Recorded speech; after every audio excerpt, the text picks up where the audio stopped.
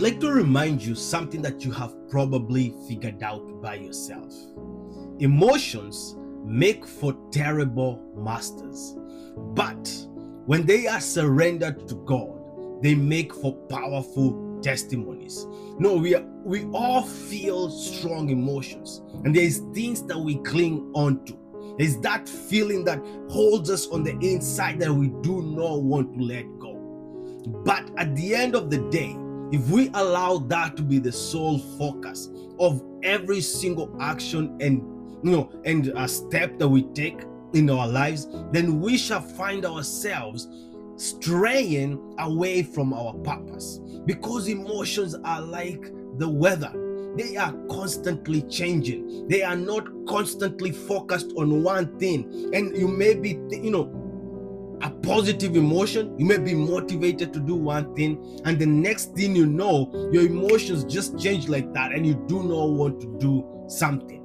In the book of 1 Samuel chapter 1, we see a lady that was going through disappointment, a lady that was going through a lot of heartache, a lot of bitterness on the inside.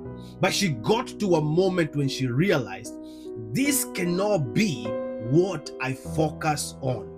This cannot be what makes me wake up every single day. So she took her feelings, she took her disappointed and directed it towards God.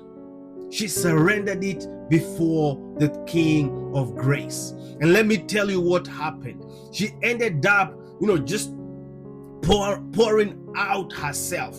And the Bible is showing us that the fruit of her surrender was the greatest Prophet Samuel, who shaped Israel in a much greater way.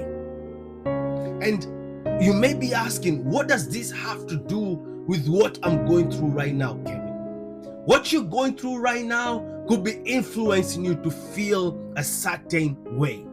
But psychology has also shown us that bottling up those feelings, hiding those feelings on the inside, it leads to even much greater anxiety and stress levels. And in the long term, it affects even your physical health.